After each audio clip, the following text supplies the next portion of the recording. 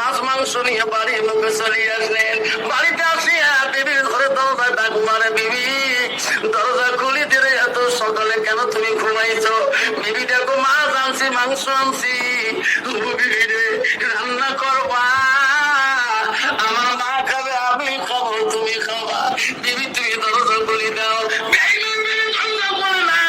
ওই বেঈমান বিবি দুইটাকে শোনে না, তিনটাকে বেঈমান বিবি দরজা খুলি দিয়ে ঘরের লাইট অন করে বাইরে অন করে দিয়ে ঘরের ভিতরে দৌড়ি টেবিলের কাছে দেয়া একটা খাতা আনি কলম আনি স্বামীকে বলে, স্বামী গো এত কেন দরজা খুলি দেয়, এই কাগজের মধ্যে আপনি লেখেন, কি লিখবো?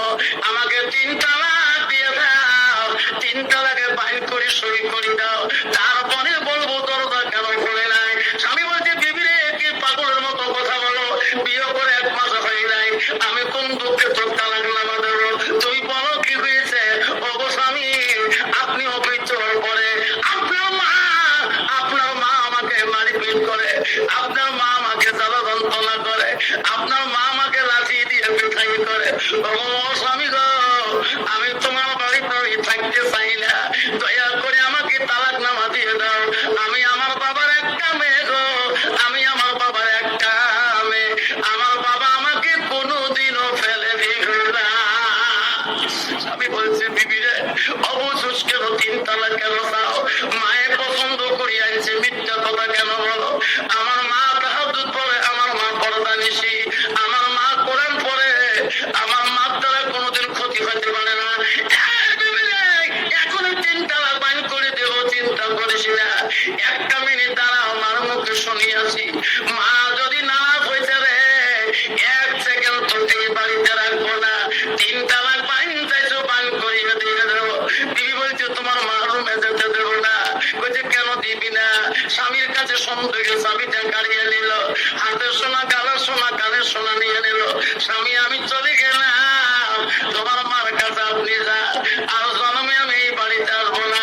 অফিসের দৌড়ি যে বিবির হাত ধরে বলে, বিবি 1 মিনিট দাঁড়াও, যদি যাস খালি হাতে যাস দাঁড়িয়ে যাবে, খালি মার মুখে হানা কথাটা শুনিয়ে যা। অফিসের দৌড়ি মার মুখে গেল, মা কেন মা? একটাকে মা শুনে দিতে পারে না, দ্বিতীয় ডাকটা দিলেন। মা বলে, রে এত রেতে সন্তান কেন কানি কানি আমার ডাকায়?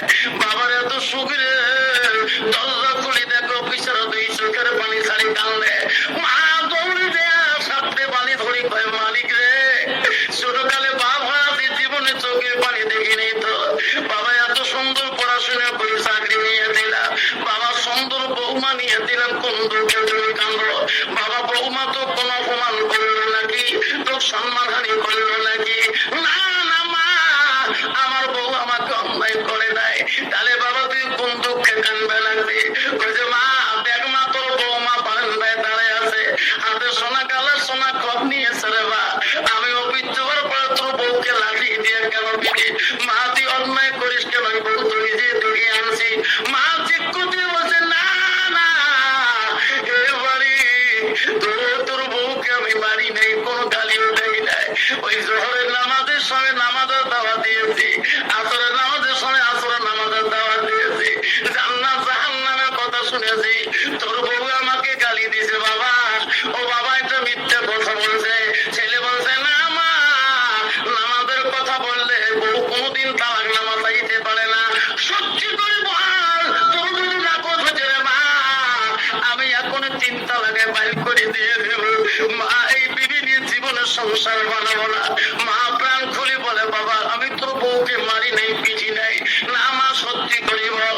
মা বলছে, পাটি বলে ওই দিন অফিসার এত সুন্দর মার কথা, মার কথা ভালো লাগে না, মার কথা সহ্য লাগে না।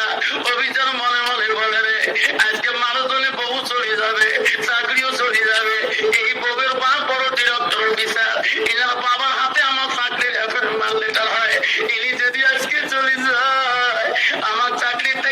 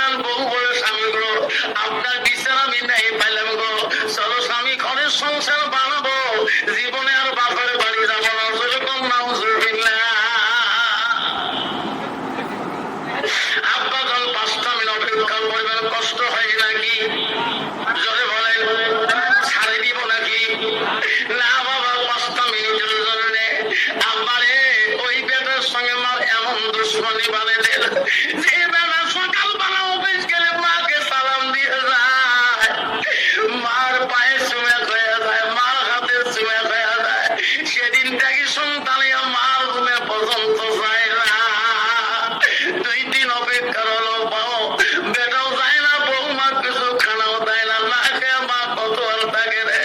গ্রামের মধ্যে বুড়ি মা গেল ঘুরতে, সব গ্রামের ছেলেরা বলে প্রভু আম্মা,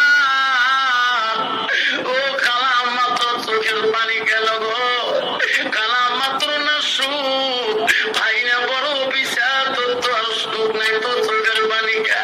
খালা আম্মা খুলে বলে না রে, তোর ভাই আমাকে লাঠি দিয়ে কোবাইছে রে। এই কথা বললে পাড়ার ছেলেরা সবাই যে আমার ব্যথাকে কোবাইবে রে, বড় চোখে উঠাই রে। আমি থাকতে আমার ছেলেকে আমার বাকিনা ভাতিটা কোবাইবে, আমি মা, আমি সহ্য করতে পারবো না। মা এত দয়ালু রে, কাউকে বলে না। 3 দিন পর্যন্ত না খেয়া মা বেডিং পাথর সব করে চোখে নিয়ে স্বামীর কবরের পাশে দেয়া কান্দি বলে, স্বামী গো, প্রতিদিন ফজরের নামাজ পড়ি তোমার জন্য দোয়া করছিলাম, স্বামী তোমার কবরের দিকে দেখলে আমার তোমার কথা মনে হয়। এই সন্তানের কাছে থাকতে পারি না, তোমার কবর জীবনে আর দেখতে পারবো না। স্বামী গো চলে গেলাম, এই কুসন্তান জন্ম দিয়ে গেছে, এই কুসন্তান চাকরি টাকা খেয়া আল্লাহ ইবাদত আর আমি জীবনে করতে চাই না। স্বামীর কবরের পাশে সালাম দিয়ে কাঁদতে কাঁদতে পরিবার চলিয়ে যায়, আর জীবনে বাঁচবো না, জঙ্গল পাহাড় শহরে মরে থাকবো। এইরকম কুসন্তানের বেটার কাছে আসি ইবাদত করবো না। চলে গেল বুড়িমা, 2-3 মাস হয়ে গেল। হঠাৎ করে বেঈমান অফিসার রাস্তা দিয়ে যায় গভীর রাত্রে, হঠাৎ করে দেখে আলেমদের ওয়াজ চলছিল। অফিসার জীবনে আলেমের ওয়াজ শুনে নাই, ওই দিন 10টা মিনিট দাঁড়াইয়া শুনল কি আলেমরা ওয়াজ করে। ওই সময় আলেম ওয়াজ করছে, ভাই রে আল্লাহ বলেছে আমার ইবাদতের পরে ওয়াবিল ওয়ালিদাইনি ইহসানা, তুমি তোমার মা বাবার সঙ্গে সৎ ব্যবহার করো। আল্লাহ বলছে তোমার মাকে তোর বাবাকে তোর কথাটা দ্বারা, আল্লাহ কোরআন বলছে বললে হুমা কাওলান কারিমা, এমন কোন কথা বাক্য বলিও না তোর কথা দ্বারা তোর মা বাবা যাতে কষ্ট পায় না। এই হাত দিয়ে যদি কষ্ট পায়, এই হাত তোর জাহান্নামের আগুনে জ্বলবে। তোর বাবা যদি হাত দিয়ে কষ্ট পায়, তোর জাহান্নামে জ্বলতে হবে। অভিযোগ শুনতে শুনতে আর সহ্য করতে পারে